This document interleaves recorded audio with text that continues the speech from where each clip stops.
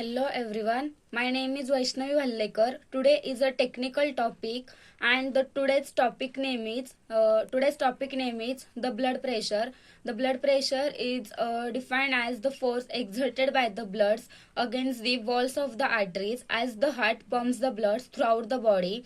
It ensures the delivery of the oxygen and the nutrients throughout the body and removes the waste products. Systolic pressures and the diastolic pressures. The systolic pressure and the diastolic pressure is 120 mmHg to 80 mmHg. It is a normal blood pressure range. The units of the measurement: the blood pressure is measured by the millimeters of the mercury. It is recorded as a systolic pressure to the diastolic pressures. The systolic pressure, it is the pressures during the contraction of the heart, and the diastolic pressure is during the relaxation of the heart. The pulse pressures: the pulse pressure is the difference between the systolic and the diastolic pressures. A pulse pressure is greater than 60 mmHg indicates the cardiovascular issues. There are the several factors which affects the blood pressures. Like viscosity, cardiac output, then peripheral resistance, the resistance of the arteries to the blood flow, the blood volumes, the total amount of the bloods in the total amount of the bloods into the circulatory systems, the blood viscosity, the thickness of the bloods may affect the blood pressures, the elasticity of the arteries. More the elasticity helps to maintain the normal blood pressures. Then the regulation of the bloods into the regulation of the blood pressures. The blood pressure is regulated by the several systems. There are different systems to regulate the blood pressures, like autonomic nervous system, sympathetic and the parasympathetic. Sympathetic increase the heart rate, then the parasympathetic lowers the heart rate and relaxes the blood vessels. Then the renin and angiotensin aldosterone systems, it regulates the blood volumes and the vessels constrictions. Then the angiotensin 2 increases the blood pressures. Then aldosterone helps to retain the sodium and increasing the helps to increase the blood pressures into the body. Then baroreceptors, these are the specialized sensors into the arteries, in the arteries to detect the heart rate, to adjust the heart rate and the vessel stones.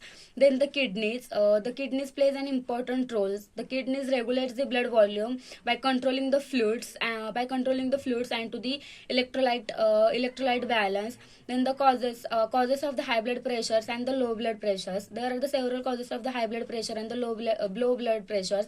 The primary hypertensions, the no identifiable causes related to the genetics, age, lifestyle.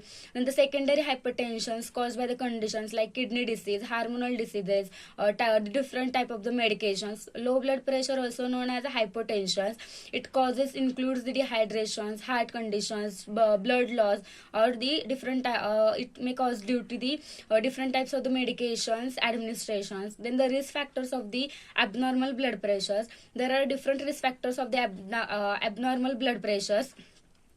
These are non-modifiable and the modifiables. The modifiable includes the diet, it includes the salt, low potassium, then the avoid the tobacco use, chronic stress. Then the complications of the abnormal blood pressures, the different complications may be faced due to the abnormal blood pressure. It includes the high blood pressure, stroke, heart attack, heart failure, chronic obstructive pulmonary diseases, kidney diseases, then vision loss. Low blood pressures also have the complications like dizziness, fainting, shock. Then the organ damage, the organ damage is caused due to the insufficient blood flow. Then the blood pressure monitoring, the different devices are used to monitor the blood pressures. The manual sphygmomanometer or the digital monitors are used to determine the blood pressures.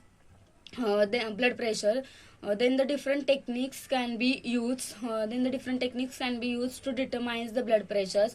Then to maintain the blood pressure, we should change the lifestyle or to the diet, or to maintain the healthy lifestyle. Then the life modification to the healthy lifestyles to maintain the healthy blood pressure. The diet, the follow the dash diet should be involved into our daily routines. It may include the vegetables, grains, proteins, eggs, etc. Reduce the salt intakes. Then do the exercise daily. Exercise in moderate aerobic exercise to 30 minutes per day. Then the weight management maintains the healthy body, maintains the healthy weight as compared to our height, that is maintains the